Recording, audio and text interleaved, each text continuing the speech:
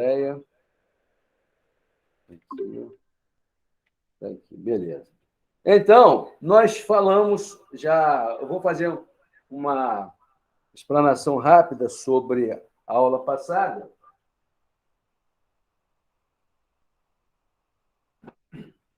O que foi efetivamente ministrado aqui. Vamos colocar aqui título de crédito. Deixa eu colocar aqui.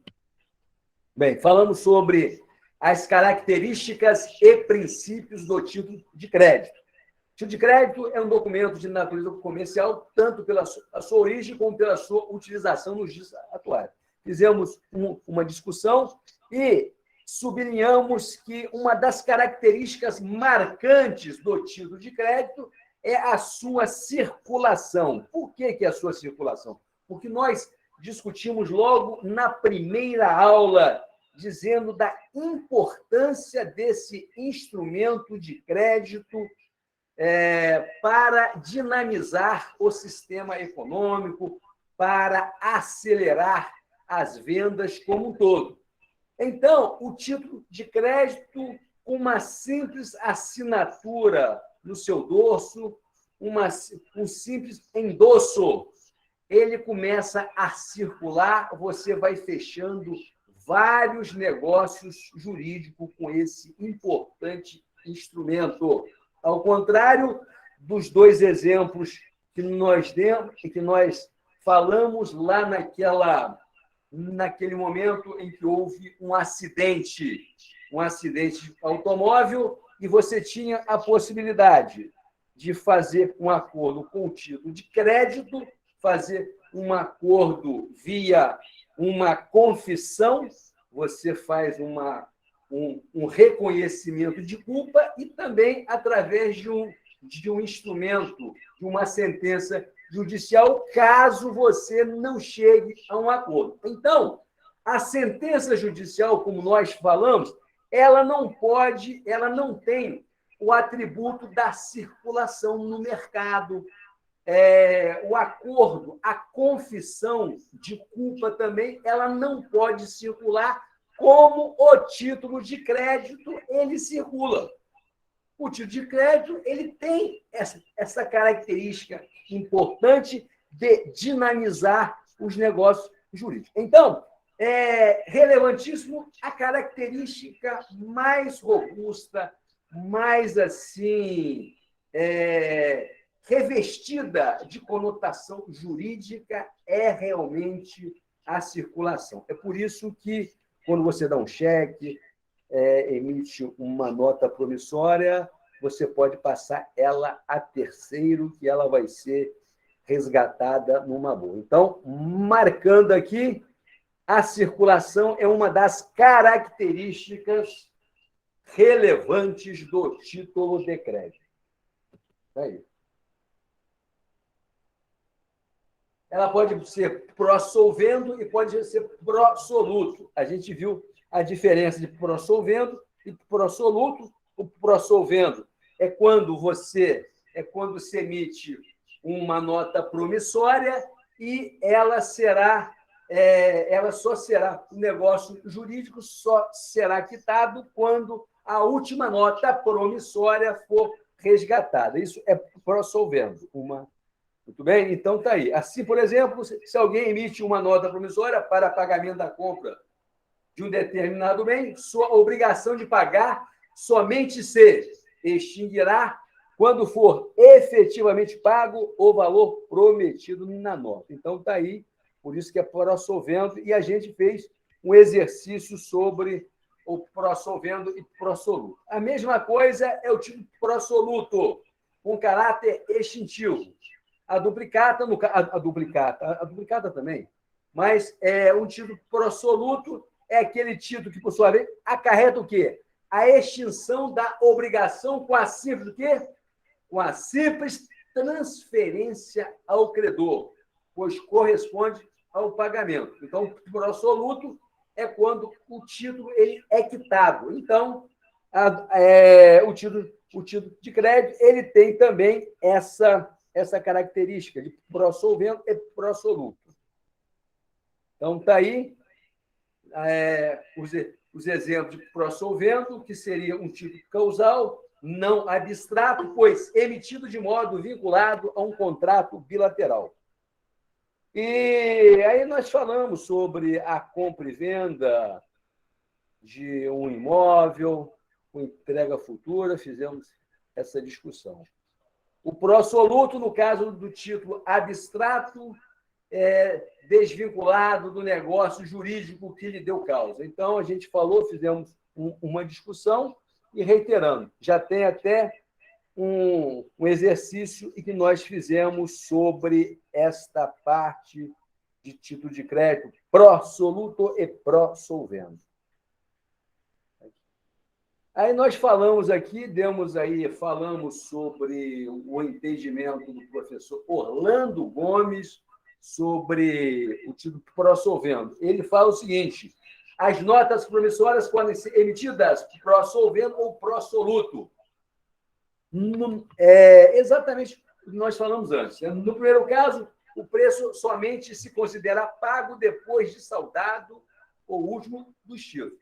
Nessa hipótese, as promissórias, como ressaltou em voto o ministro Nelson Hungria, constitui simples tentativa de pagamento, segundo expressão incisiva de Staub. No segundo caso, são pagamento consumado. Saber se as notas promissórias vinculadas a um determinado contrato foram emitidas pró-solvendo ou pró-soluto depende, portanto, de interpretação da vontade das partes do negócio causal do qual se haja originado a dívida. Então, é exatamente o que tem lá naquela definição de pró-solvendo e de pró-soluto, apenas aqui é uma fundamentação teórica do professor Orlando Gomes aí. Muito bem. E começamos a discutir os princípios que regem o direito cambiário ou direito de crédito. É a mesma coisa.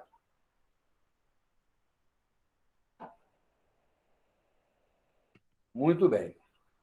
Bem, são 3 os princípios que regem o direito de crédito ou o direito cambiário.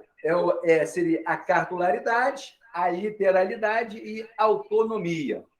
Nós começamos a ver a cartularidade. Nós vimos a cartularidade. A cartularidade é o princípio onde nós vimos o seguinte, que o título ele tem que estar materializado numa cártula, numa folha de papel.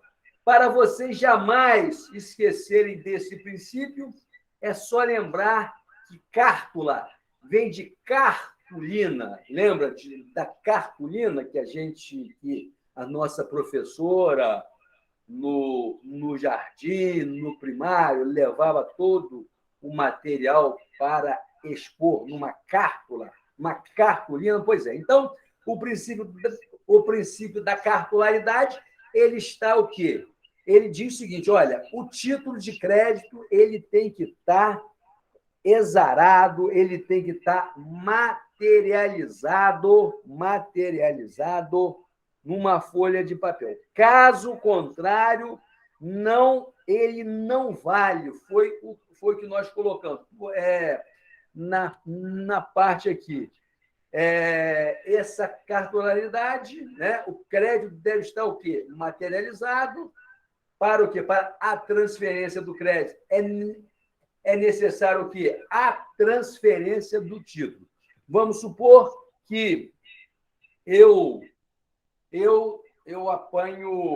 faço um negócio com Guilherme Furriel e eu dou um cheque a Guilherme. Muito bem? Para 60 dias.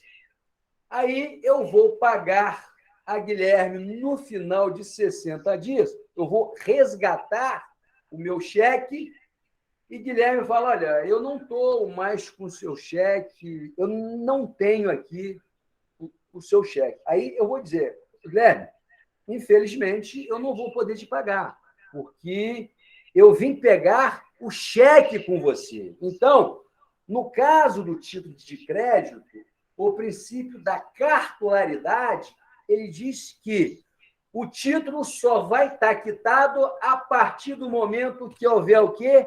A transferência do título. E ela ocorre quando o documento é apresentado. Inclusive, se porventura nós formos ajuizar um título de crédito, eu obrigatoriamente tenho que apresentar o título de crédito original. Eu não posso xerocopiar o título de crédito e colocar no processo, porque eu estaria ferindo o quê? Eu estaria ferindo o princípio da cartularidade. É o que está dizendo aqui esse princípio, né? É um importante princípio que diz e que fala sobre a materialização do título de crédito. Está aqui. Então, está aqui o direito de crédito mencionado na cártula não existe sem ela. Foi o que nós falamos, por isso que eu destaquei como importante. Não pode ser transmitido sem o quê? Sem a sua tradição. E não pode ser exigido sem o quê? Sem a sua apresentação. A tradição é o que? É a entrega do título. É o termo técnico que tem no direito. Porque o título é um bem móvel. O título de crédito é um bem móvel. E nós vimos na semana passada isso aí. Deixa eu acender a luz aqui. Então, está aí. Então, está dado aí, título de crédito, a tradição. Então, está aqui o Fábio Ulloa, na página 237 do seu livro, diz o seguinte: em virtude desse princípio, não é possível promover a execução judicial do crédito representado, instruindo-se a petição inicial com cópia xerográfica do título do crédito. Muito bem, de título de crédito. Então, é o que nós falamos. Para o título de crédito ser executado, para que eu possa resgatar o título de crédito de terceiro, esse terceiro tem que me apresentar o documento. Ele tem que me apresentar o documento original. Xerox não pode. É o que o Fábio Ulloa está colocando aí por conta do princípio da cártula, da cartularidade. A exceção, como nós vimos, é a nota é duplicada. Veja só, a execução, aqui eu li errado aqui. A execução, assim também, o pedido de falência baseado na impontualidade do devedor somente poderá ser ajuizada acompanhada do original do título de crédito, na própria cártula, como garantia de que o exequente é o credor, de que ele não negociou o seu crédito. Muito bem? Então, este é o princípio da cartularidade, pessoal, e cai nessas provas da OAB direto. Vamos olhar com carinho esse princípio da cartularidade, e nós veremos que, com o decorrer do tempo, com o advento da informática, da tecnologia, da economia digital, o título ele vai ficando a cada dia mais desmaterializado. Hoje a gente vai discutir isso na aula 3, para a gente vamos falar sobre a desmaterialização do título de crédito. Até aqui nós estamos falando sobre a aula passada ainda. Está aí. Exceção seria, no caso, a duplicata. É o que está dito aí. Ultimamente, o direito tem criado algumas exceções ao princípio da cartularidade, em vista da informalidade que caracteriza os negócios comerciais. Assim, a lei das duplicatas admite a execução judicial de crédito representado por este título sem a sua apresentação pelo credor. Então, o único título de crédito que não precisa obedecer o princípio da cartularidade é a duplicata, porque na lei da duplicata, no seu artigo 15, parágrafo 2º, ele oferece esta possibilidade. Ele lastreia, ele diz, ele versa que a duplicata ela não precisa ser apresentada no momento em que você vai resgatá-la. É o que está dizendo a lei. Deixa eu botar mais um amigo para dentro aqui. Rodrigo aí. Então, está aqui. Então, outro importante fato que tem que ser interferido com a atualidade desses princípios é o que nós falamos, é o desenvolvimento da informática no campo da documentação de obrigações comerciais, com a criação do título de crédito eletrônico, que não são cartulares. Ok? Também está lá no Fábio Ulloa, página 237. Está aí. Reflexão, também falando ainda sobre a aula passada, o ilustre Fábio Ulloa Coelho define o princípio da cartularidade como sendo o quê? Pelo princípio da cartularidade. O credor do título de crédito deve provar que se encontra na posse do documento para exercer o quê?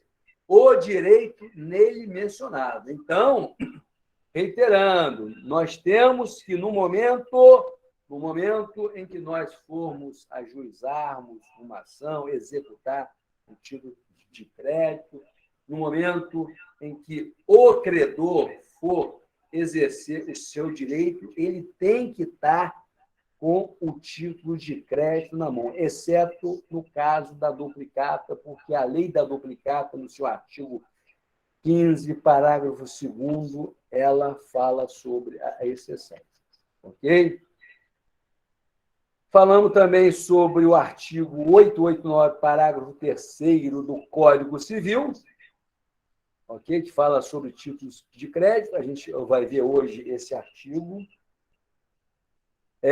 A doutrina tem se referido a esse processo como o processo da desmaterialização dos títulos de crédito. Muito bem? Porque quando, com o advento, com a criação dos títulos de crédito eletrônico, a materialização do título de crédito, ela, de certa forma, ela ficou em detrimento por conta de uma inovação, por conta da informática. Nós sabemos bem que o direito ele está sempre em sintonia com o tempo, com o seu tempo, né? Com o tempo. Então, ele tem que estar sempre se modernizando, porque, caso contrário, vira uma lei ineficaz. Então, está aqui. Importante está aí, o artigo 889 do Código Civil diz: deve o título de crédito conter o quê? A data da emissão. A indicação precisa dos direitos que confere e a assinatura do emitente. Isso aí é o 889. Parágrafo 3º do Código Civil: o título poderá ser emitido a partir dos caracteres criados em computador por meio técnico equivalente e que conste da escrituração do emitente, observado os requisitos mínimos previstos neste artigo. Então, está aí, pessoal, o título de crédito aí, a gente falando sobre título de crédito eletrônico, mas, como nós falamos, o princípio da cartularidade ele é importante porque é cobrado nas provas de direito pela sua relevância para que o advogado possa conhecer a matéria, conhecer a história, para que ele possa formar melhor o seu juízo de valor.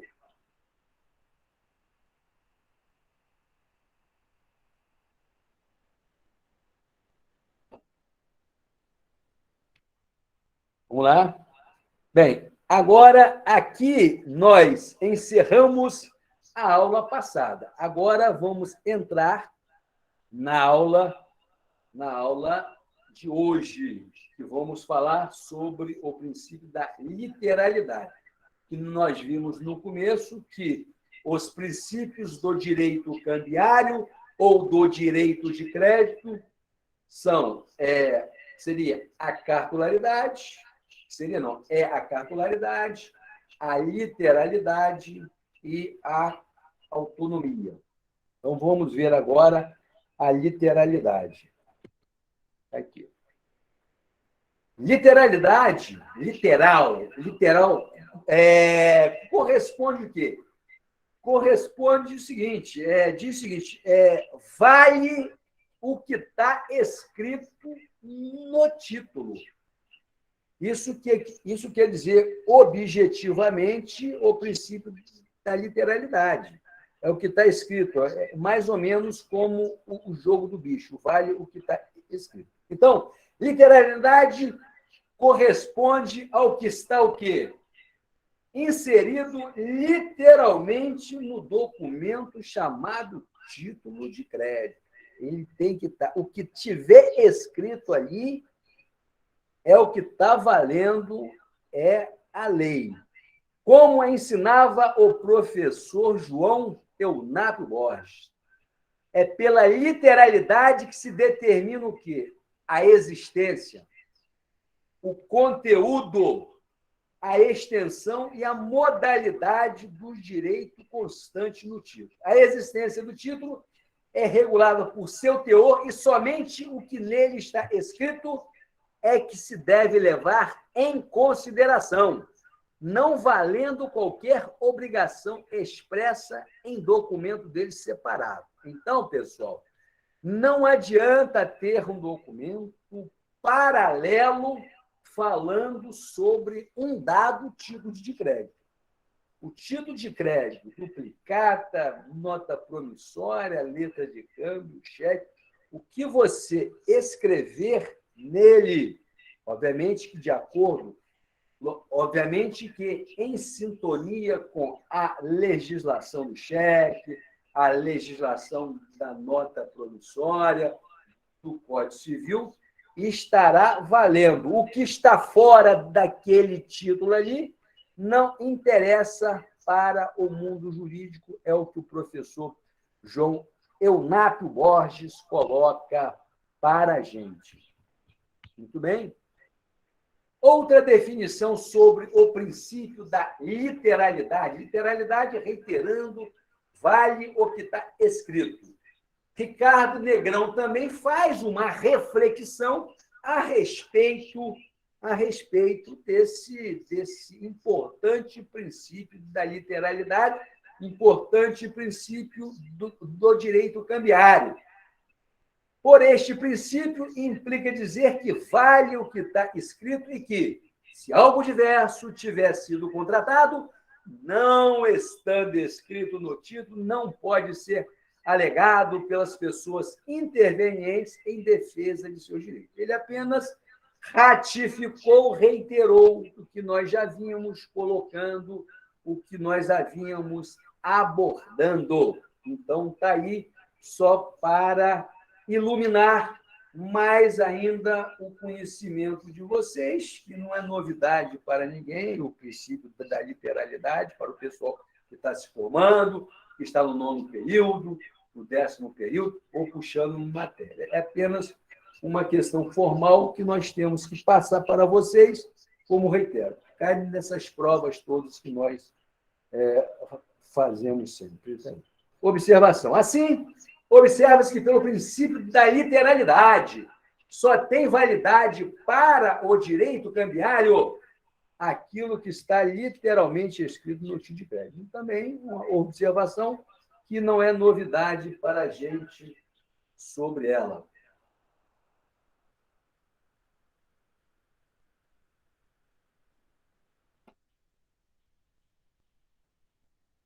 Aqui. Aí nós temos um outro princípio. Então, vimos o princípio da cartularidade, o princípio da literalidade e veremos agora o princípio da autonomia. Então, para rebobinar, para nós relembrarmos, Direito cambiário, ele tem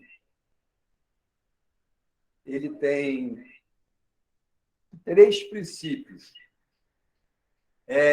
O princípio da cartularidade, o princípio da literalidade e o princípio da autonomia, que nós vamos ver agora.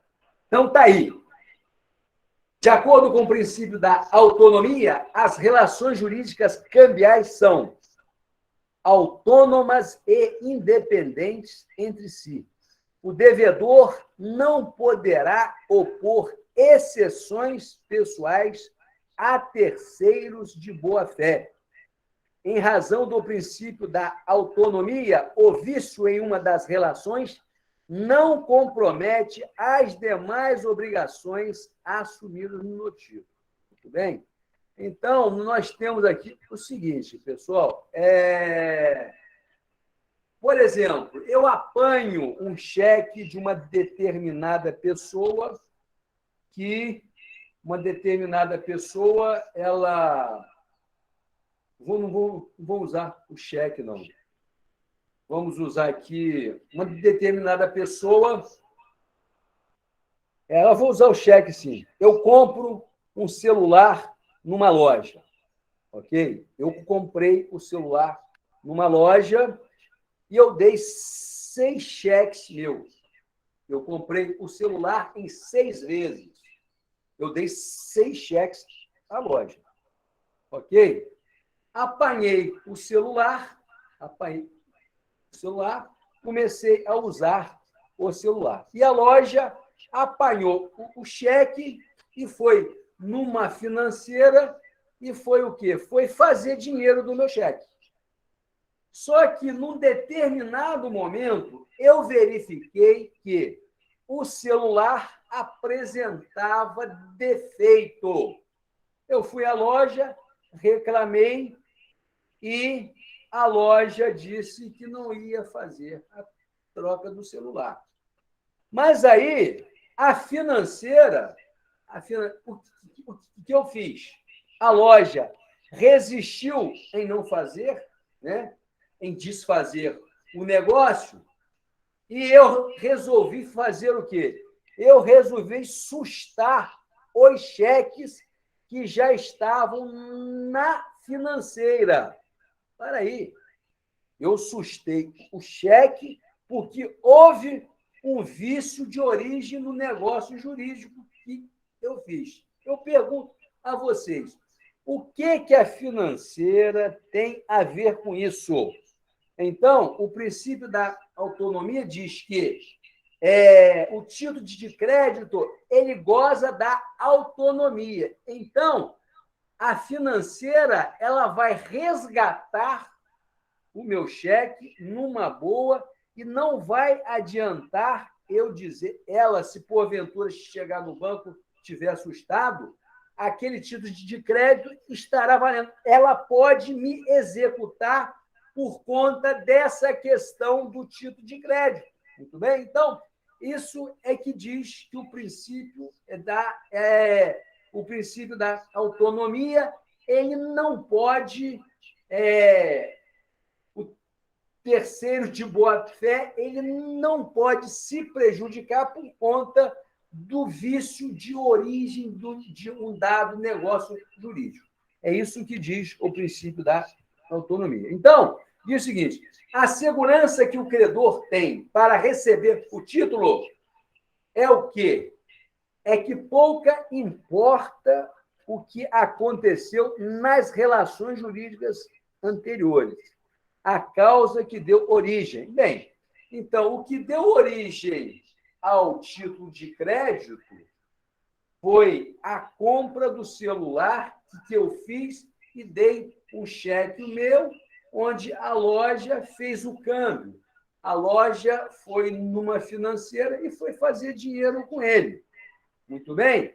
E, de repente, se essa compra se frustrar, o que a financeira que acreditou na loja que pegou o meu cheque, ela tem com isso? Então, o negócio jurídico o negócio jurídico que a loja fez com a financeira, ele não pode ser maculado por conta do defeito do celular que frustrou a minha compra, que frustrou o contrato inicial.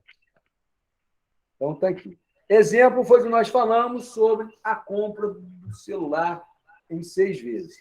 Então, o que eu quero deixar claro para vocês é que o título de crédito ele goza do princípio da autonomia. Se eu pegar um título de crédito de alguém, né, por conta de um negócio jurídico AYZ, se esse negócio jurídico AYZ se frustrar, eu que estou com cheque não posso ficar prejudicado. Ok? Então, uma das questões, um dos atributos que tem o título de crédito, nós falamos sobre ele, é a confiança, é a credibilidade. É isso que move os negócios jurídicos.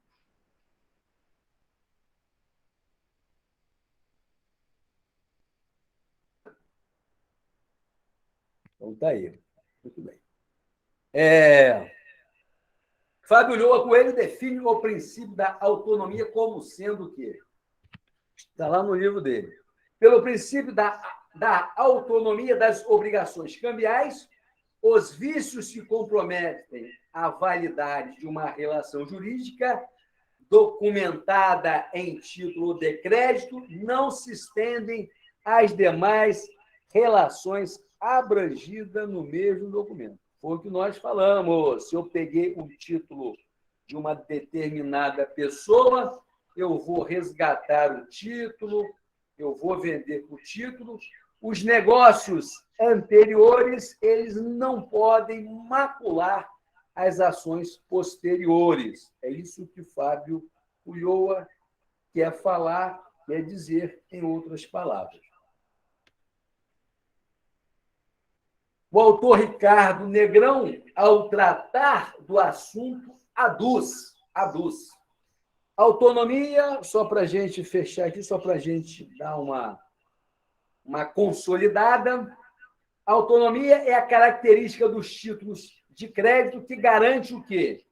A independência obrigacional das relações jurídicas subjacentes, simultâneas ou sobrejacentes à sua criação e circulação. Impede que eventual vício em uma relação se comunique às demais ou invalide a obrigação literal inscrita na cárpula. Então, é o que nós vimos falando até aqui.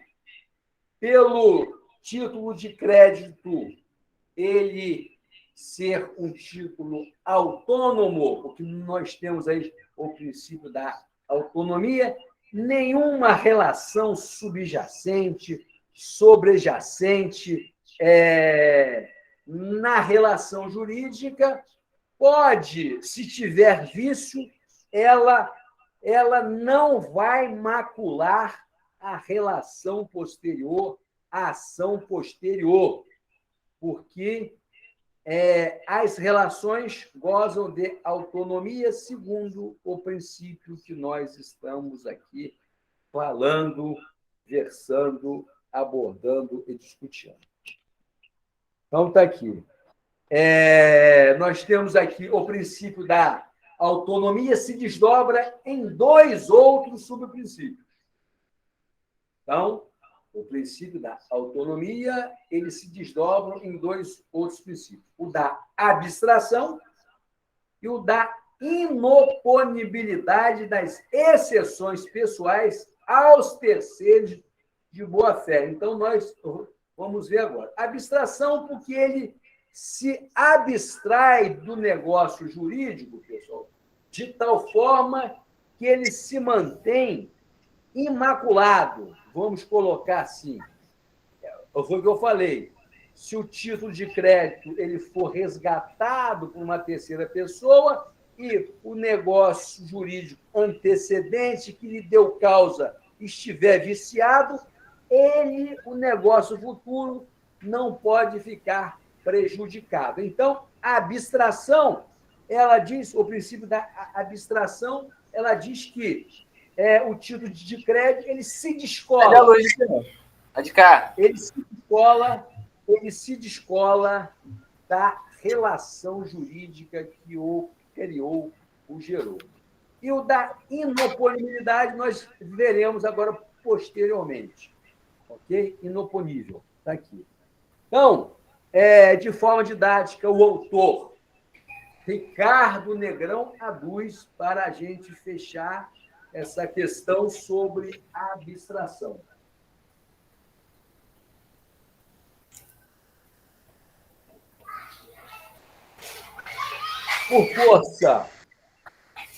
Por força da abstração, as obrigações mantêm-se independentes umas das outras, como nós colocamos.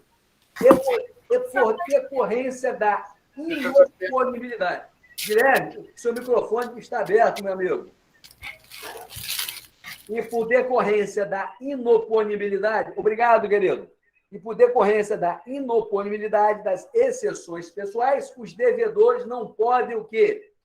Alegar vícios e defeitos de suas relações jurídicas contra o portador de boa-fé que não participou do negócio jurídico do qual resultou a dívida que lhe é exigida. É o que nós estamos falando.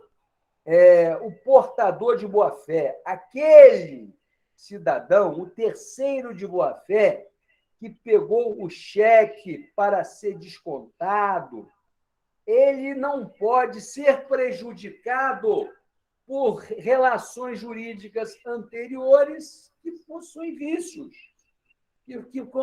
que possuem algum tipo de frustração. Então, o que lastreia esta possibilidade é o subprincípio da autonomia chamado abstração, onde o título de crédito ele se abstrai da relação jurídica que o criou. Ok? Está aqui.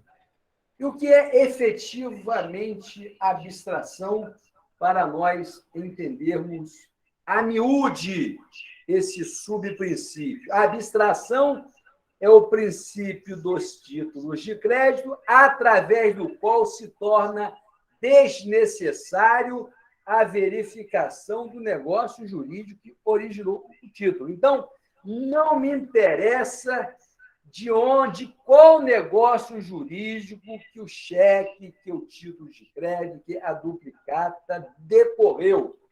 O que importa é que eu estou de posse do título de crédito e o título de crédito terá que ser honrado. Muito bem? Se não for honrado espontaneamente, ele será honrado na justiça, porque a legislação do direito brasileiro ele dá esse respaldo aos títulos de crédito. Porque seria uma coisa desanimadora, um desalento, se eu pegar um título de crédito e depois eu pegar um título de crédito e depois vir a pessoa dizer, não, Zé, você pegou esse título de crédito, ele não tem validade nenhuma, ele não está legitimado, porque o negócio jurídico que criou esse título de crédito, ele é um negócio jurídico viciado. Não existe isso no direito pátrio. Não existe isso no direito pátrio. É isso que está dizendo aqui. Então, a duplicata não possui esta característica, pois fica o quê? Vinculado ao negócio mercantil que lhe deu origem. Importante aqui, pessoal, que a duplicata ela não goza do princípio da abstração. É importante vocês anotarem isso aí. A duplicata, de acordo com a LD, a Lei das Duplicatas, ela é uma exceção a regra geral dos títulos de crédito. Muito bem? Então, é a segunda exceção que nós estamos vendo aqui no que diz respeito à duplicata. Está aqui, repetindo aqui. Abstração é o princípio dos títulos de crédito, através do qual se torna o quê? Desnecessário a verificação do negócio jurídico que originou o título. Muito bem? Agora, a duplicata, ela não se desvincula do negócio jurídico. É o que está dizendo aqui. A duplicata não possui o quê? A característica da abstração. Pois fica o quê? Fica vinculada ao negócio mercantil que lhe deu origem. Então, se ela fica vinculada, se o negócio jurídico se frustrar, obviamente que vai repercutir na duplicata de forma negativa também. Então, é a duplicata a única exceção. Eu vou voltar só para a gente lembrar da outra situação em que envolve a duplicata, lá no artigo 15, parágrafo 3º. Olha só, outra exceção da duplicata aqui, nós falamos no começo para vocês guardarem também. Lá no princípio da cartularidade. Ó. Ultimamente, o direito tem criado o quê?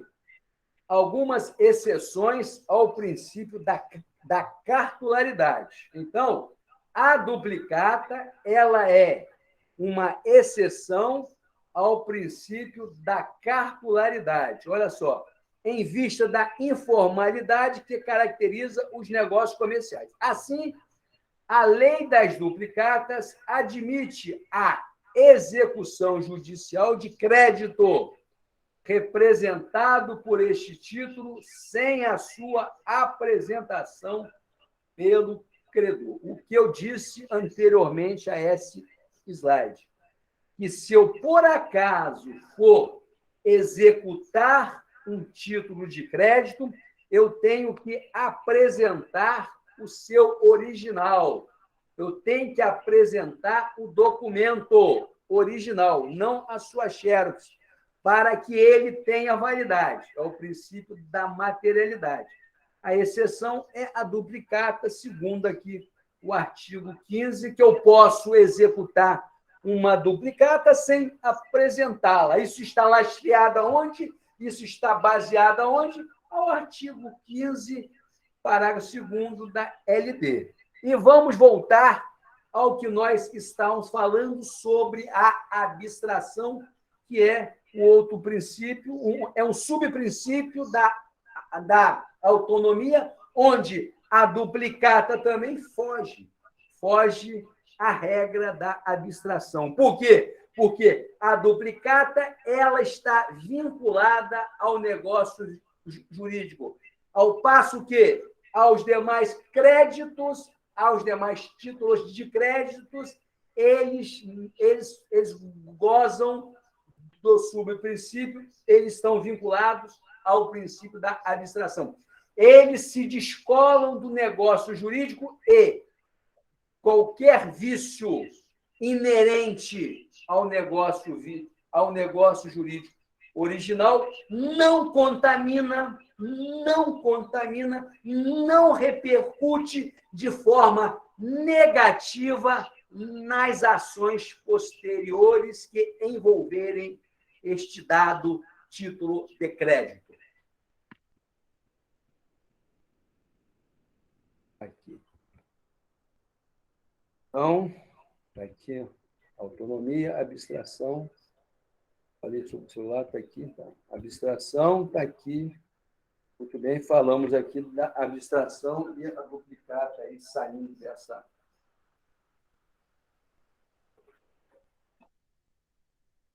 Muito bem, então está aqui.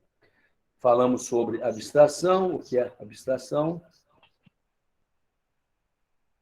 Aqui. A duplicata não possui esta característica, pois fica vinculado ao negócio jurídico de origem. Em última análise, trata-se de uma garantia da circulação do título, na medida em que o adquirente do título não precisa conferir o que ocorreu neste negócio jurídico. Quem recebe o título de crédito recebe o quê? Um direito abstrato, isto é, um direito não dependente do negócio que deu origem ao título. Olha que importante.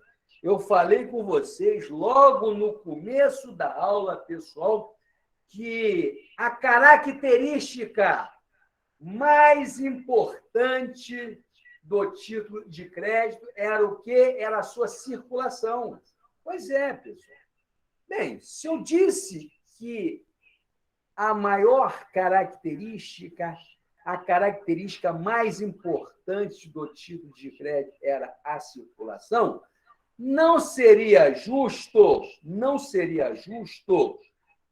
um negócio jurídico frustrado, um negócio jurídico viciado, ele contaminar as relações futuras. Porque se eu pego um título de crédito de boa-fé, não me interessa da onde veio, de qual negócio jurídico que ele foi gerado. Por quê, pessoal? Porque isso aí vai permitir o quê?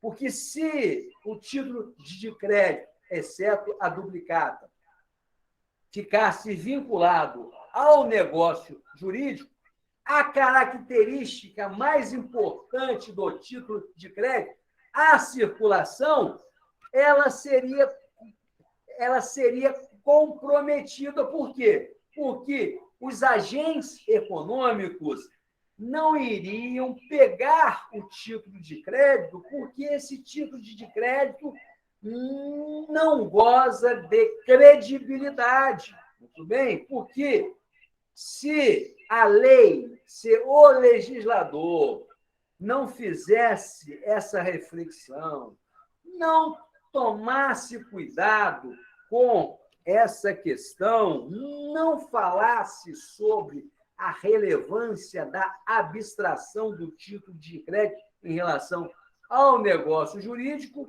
os negócios jurídicos, a economia não seria dinamizada. Por quê? Essas situações poderiam gerar o quê? Uma instabilidade do ponto de vista jurídico e econômico.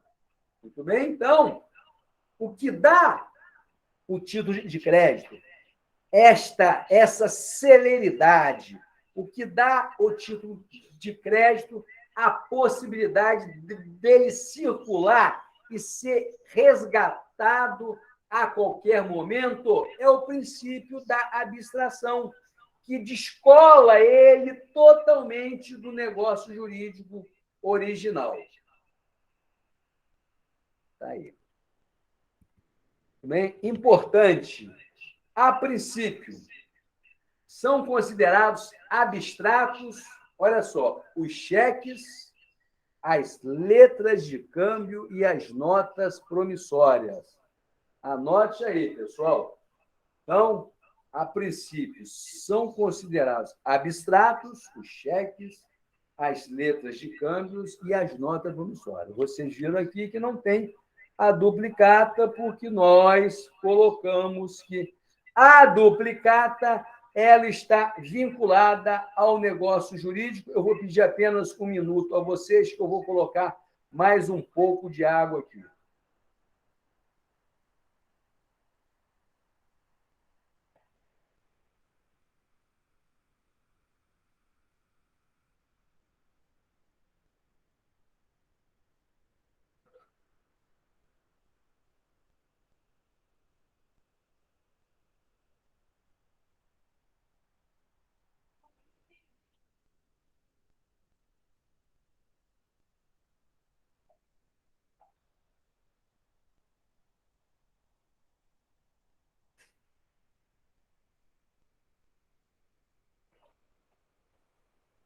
Então, está aí. Está aí. Aqui só para a gente importante, essa observação já está na transparência, vocês já estão com a transparência e nós estamos aqui gravando a aula também, que vai permitir para vocês essa possibilidade aí. Bem, o que é inoponibilidade? Oponibilidade e inoponibilidade. A inoponibilidade das exceções aos terceiros de boa-fé significa que a pessoa obrigada por um título de crédito não pode se recusar em pagar ao portador do título, alegando qualquer relação pessoal. Então, pessoal, nenhuma situação de vício do negócio jurídico pode se opor ao terceiro de boa-fé. Se eu peguei o título de boa-fé, eu estou ali gerando emprego, gerando renda, estou dinamizando a economia, eu resgatei o título, eu estou com o título na minha mão, eu vou pagar o meu fornecedor, muito bem, e eu não posso ter prejuízo, eu não posso me preocupar com uma compra e venda que gerou o título de crédito, uma compra e venda frustrada, viciada, o produto possui vício redibitório, não me interessa. Eu peguei o cheque, eu peguei a nota promissória, a letra de câmbio, ela vai ter que ser honrada, nem que seja na justiça, como vocês bem sabem. Tudo bem? Então, a inoponibilidade das exceções ao terceiro de boa-fé significa que a pessoa obrigada por um título de crédito não pode o quê? Não pode se recusar em pagar ao portador do título. Por quê? Alegando que não, esse título ele vem de um contrato, o produto que gerou, né, a relação jurídica que gerou o título era de um produto que possuía um vício redivitório. Não me interessa. Muito bem? Então, é o princípio da abstração aí que está valendo. Então, nós podemos pegar qualquer título de crédito, exceto a duplicata, porque a duplicata vincula-se ao negócio jurídico originário ou original. Muito bem? Então, pode ficar tranquilo, porque vocês estão aí respaldado, legitimado pelo sistema jurídico pátrio. Ok? Então, está aqui. O que houve aqui?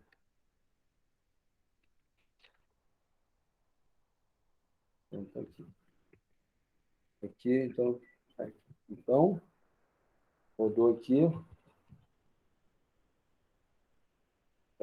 O que é inoponibilidade aqui. Exemplo. Daqui, aí tem um exemplo aí de um cheque. Esse é um exemplo, caso concreto, vocês olhem depois, não tem muita novidade. Nós já falamos sobre o caso concreto do celular, da compra de celular, que eu fiz em 6 vezes, ok?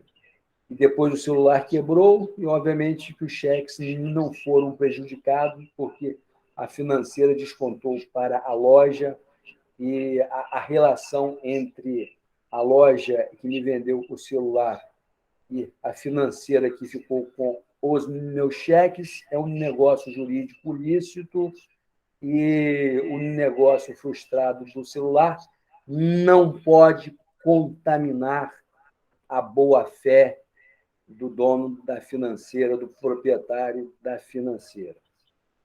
Tá aqui. Muito bem. Fim.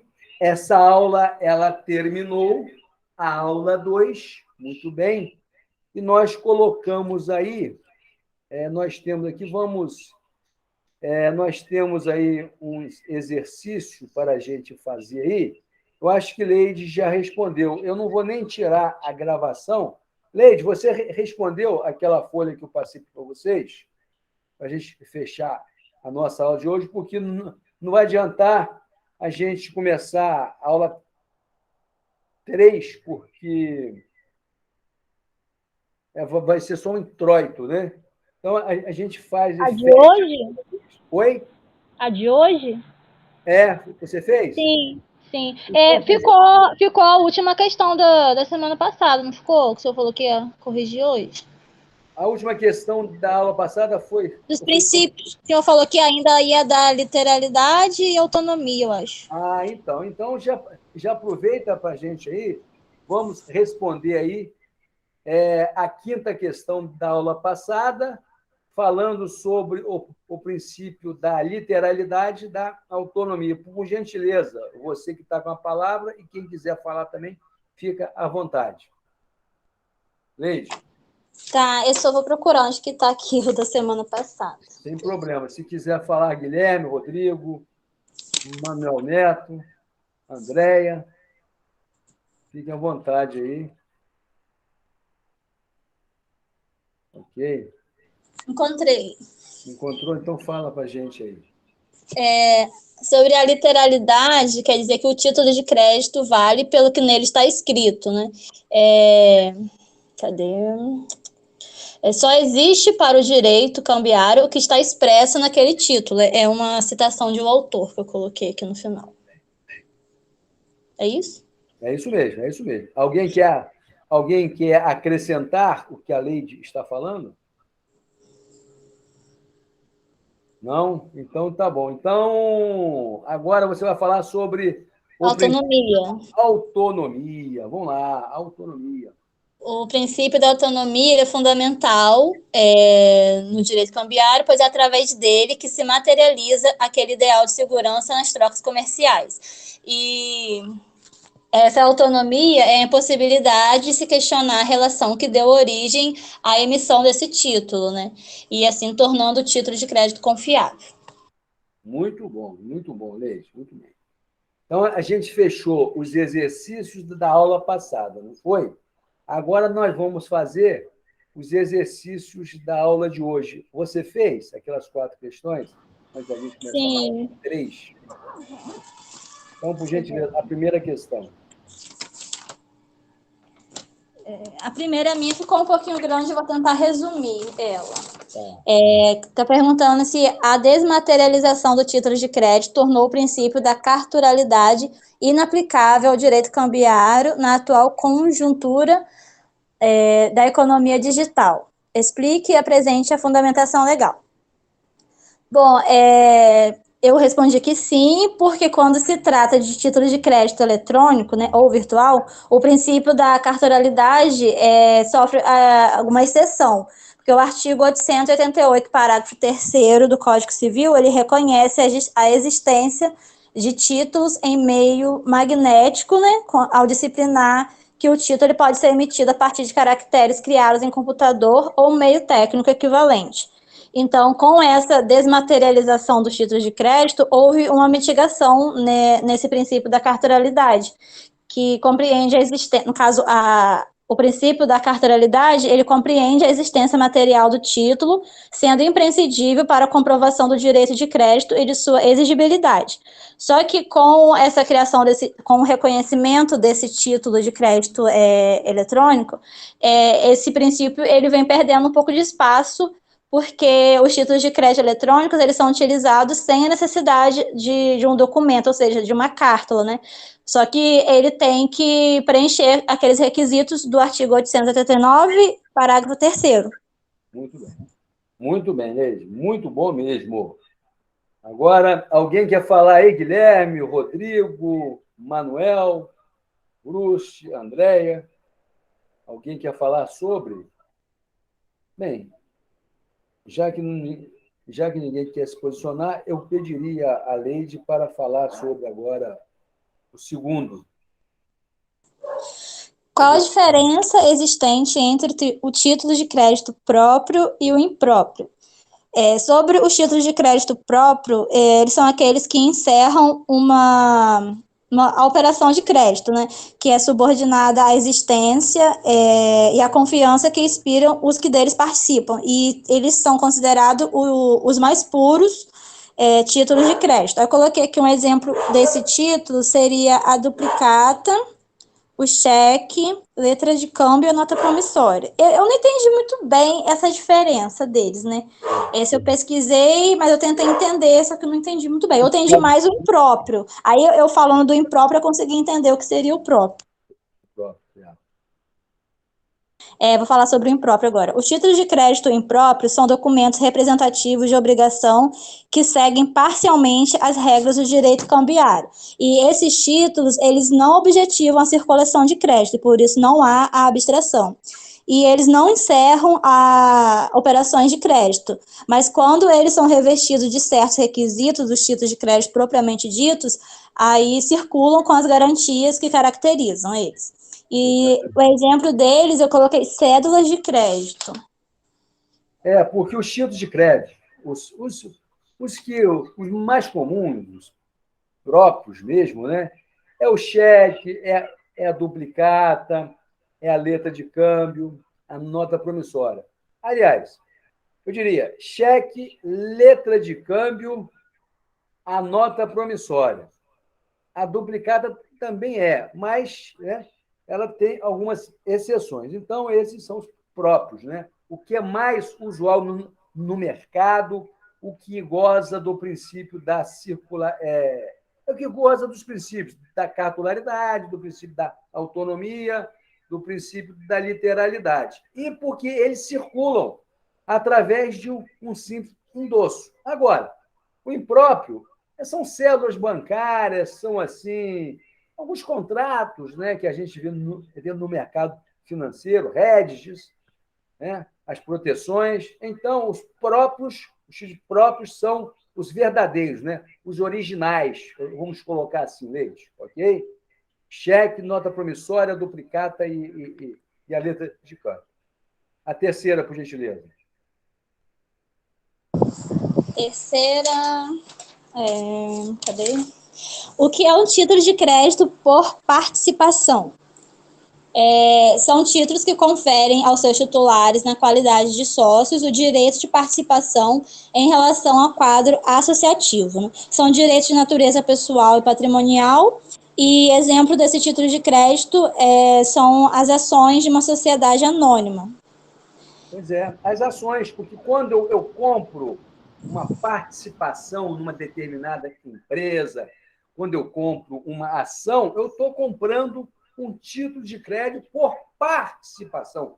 Eu passo a ser dono desse patrimônio. Por exemplo, quando eu compro ações da Petrobras, quando eu compro ações da Apple, da IBM, vamos supor aí, da Amazon, eu estou o quê? Eu estou me tornando dono, eu estou me tornando sócio por participação. Então, a ação também é considerada, segundo a doutrina, título de crédito. Aí fala-se título de crédito por participação, porque eu disponho eu tenho uma poupança, pego essa poupança e compro esse título, compro essa ação para ter rendimentos, para ter dividendos desse patrimônio que eu empatei nesse título por participação, que, no caso, em tela, são as ações.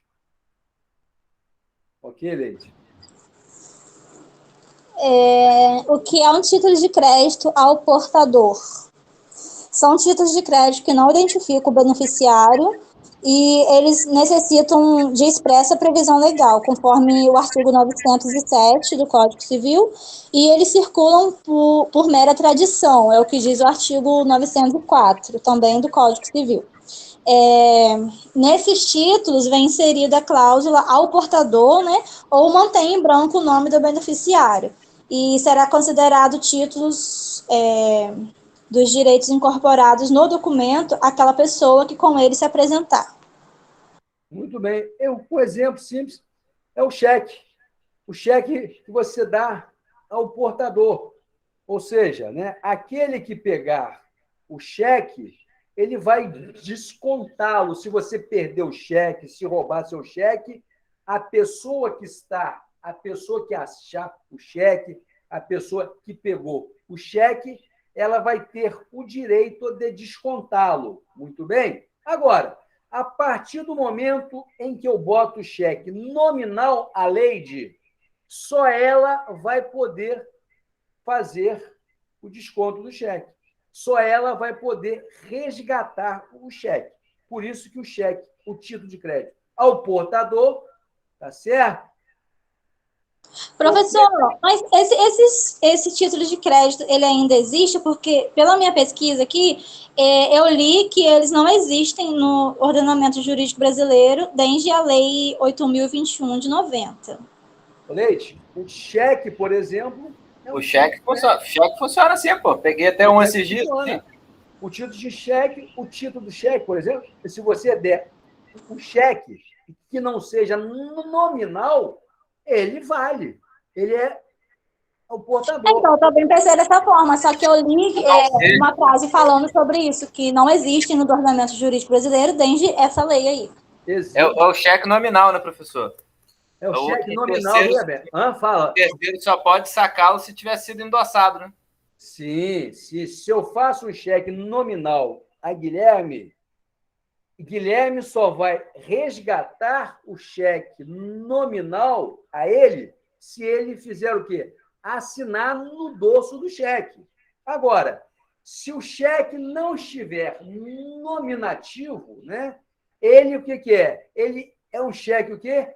Ao portador. Aquela pessoa que tiver com ele é que vai resgatá-la. Se eu perder o cheque, por exemplo, uma determinada pessoa achá-lo na rua, ela vai ao banco e desconta o cheque, porque o cheque é ao portador. Ao passo que, se eu coloco o cheque nominativo, é apenas aquela pessoa que está com o nome no título, obedecendo aí ao princípio da literalidade, tudo que está escrito ali está valendo, muito bem? Então, esse cheque ele é direcionado àquela pessoa cujo nome está na cártula, está no papel. Entendeu, Leite? Então, o cheque ao portador é o cheque que não é nominativo, ok? Mas essa lei que você citou aí, eu vou pesquisar sobre ela. Me dá o número dela. Hein, Leite? Espera aí, deixa eu pegar a folha aqui de novo. A Lei 8.021 de 90. De 90? Lei 8.021? Você poderia ler para a gente o artigo que fala sobre ela aí? Você teria como acessar? Eu não anotei o artigo, mas deixa eu pesquisar essa lei aqui. Peraí, só um momento. Para a gente aprender também aí, porque o título ao portador é o título que está aí sem nenhum direcionamento, né? Vamos colocar assim.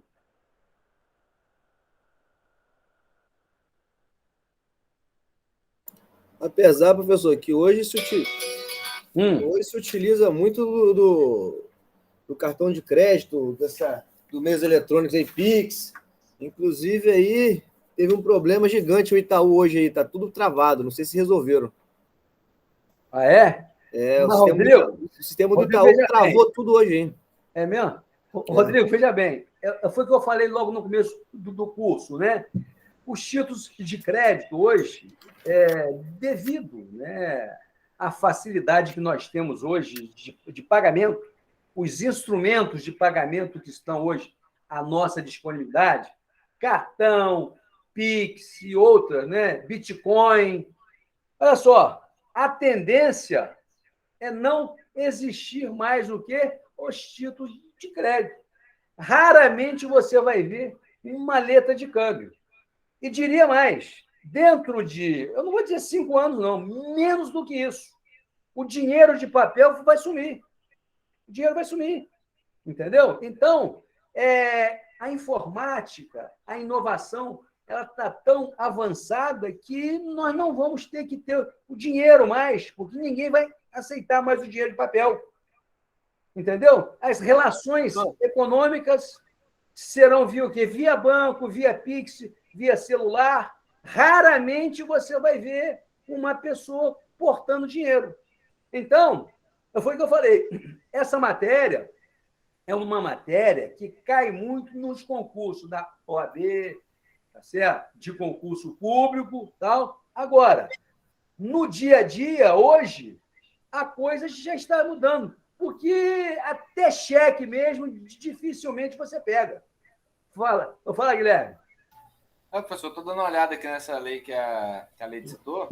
Realmente, está aqui no artigo 1º, diz que a partir da vigência da lei fica vedado o pagamento ou resgate de qualquer título ou aplicação, bem como de seus rendimentos ou ganhos a beneficiário não identificado. E no artigo 2º diz que a partir da data de publicação da lei fica vedada a emissão de cotas ao portador ou nominativas endossáveis pelos fundos em condomínio. Só que Professor, eu encontrei aqui a explicação. Essa lei, ela, no caso, ficou proibida, né, essa circulação. Mas aí o Código Civil de 2002, ele trouxe de volta, entendeu? Foi a lei que estabeleceu aqui. Diz aí, deixa eu, Guilherme.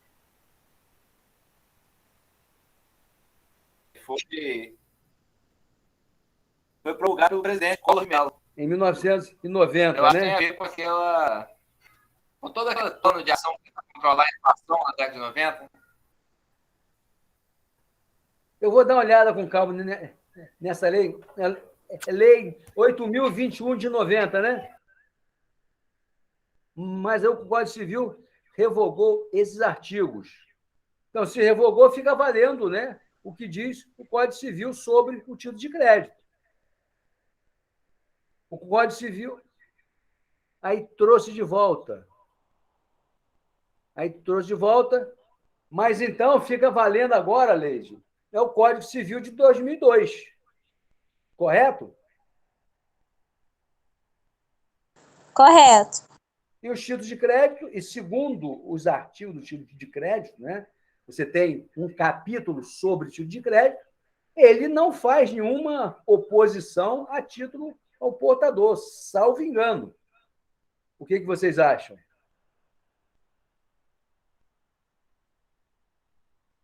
Parei. Leidiane botou aqui o novo Código Civil.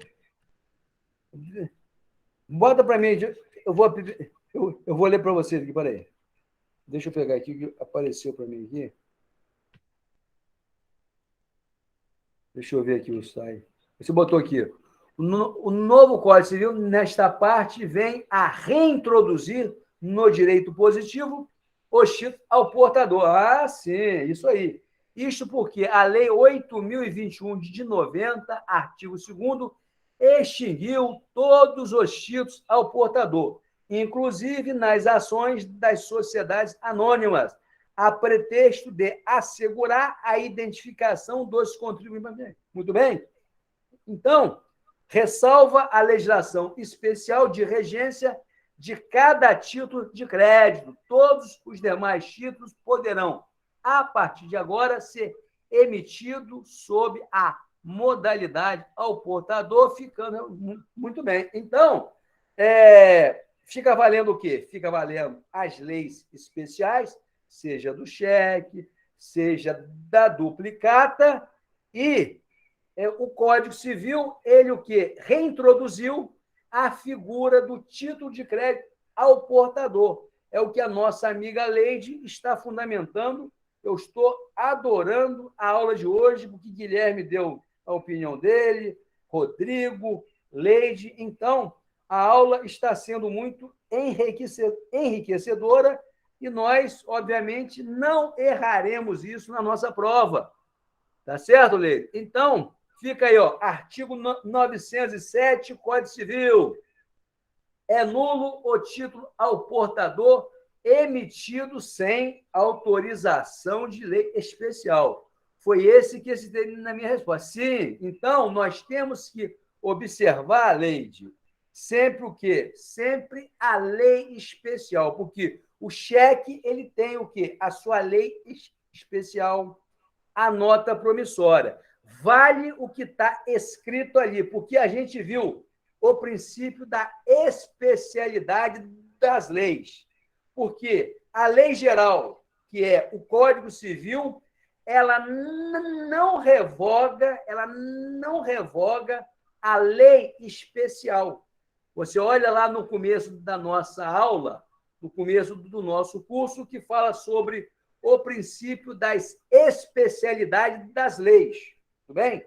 A despeito do Código Civil ser uma lei geral, ele não possui o condão de revogar a lei especial, porque está respaldado aí no nosso direito que fala sobre